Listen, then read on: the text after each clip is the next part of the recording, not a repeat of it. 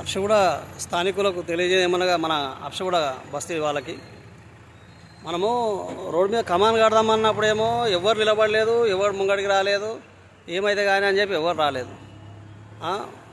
School దగ్గర మన పాత మన ప్రాపర్టీ కాపాడుకుందామంటే ఎవరు నిలబడరు. మరి ఇక్కడ ఎవరో వచ్చి మట్టి పోసిపోతే కూడా ఎవరు సపోర్ట్ చేయకపోతే ఎట్లా అసలు ఏం జరుగుతుంది బస్సులో?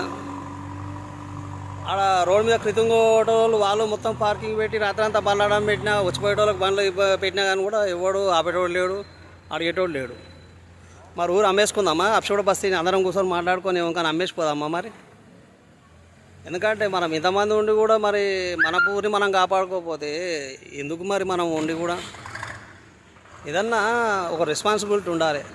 మనము ఈ ఊర్లో బతున్నాము, ఊరు కాపాడుకోకపోతే మనిషి ఎందుకు వాడు వేస్ట్. నా దృష్టిలో అయితే, నా దృష్టిలో కాదు ఎవరి దృష్టిలో అయినా సరే, మన ఊరు మనం కాపాడుకోకపోతే ఎవరి కోసం ఇది?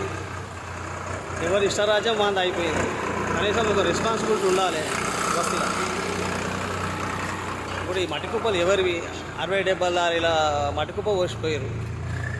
అడిగేటోడు ఎవరు లేడు. ఏంది ఏం కథ? అసలు ఏం జరుగుతుంది ఊర్లో? మన అప్షగూడలో ఏం జరుగుతుంది? ఆ కృత్రిమ కాడ కూడా మొత్తం రోడ్డు మీద బండ్లన్నీ అడ్డం పెడతారు. మన ఊర్లో మన ఇంటికి కూడా మనం సేఫ్గా రానికి అడ్డం ఉంటే అడిగేటోడు ఎవడు? అంతా ఎవరు ఇష్టం వచ్చినట్టు వాడు చేస్తే మరి మన ఊర్లో ఎవరు ప్రశ్నించేటోడు లేడా? మనము మన ఇళ్ళకి మనం సేఫ్గా పోయేటట్టు ఉండొద్దా?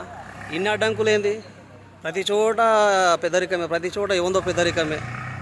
చెప్పు మరి అందరం కూర్చొని మాట్లాడి మరి ఊరు ఈ పెద్ద మనుషులకు ఇంకన ఈ వెనకాల ఎవడు చేస్తుండో ఏం కథనో మరి ఊరు అమ్మేసి పోదాం. ఇంకన అప్షగూడకు ఇంకన అమ్మేసన్నా పోదాం. మరి ఏం చేస్తాం? ఇష్టరాజ్యం వచ్చినట్టు ఎవరిని వాడు చూస్తే అసలు ఉన్నారా లేరా ఊరికి ఎవడనా పెద్ద దిక్కు?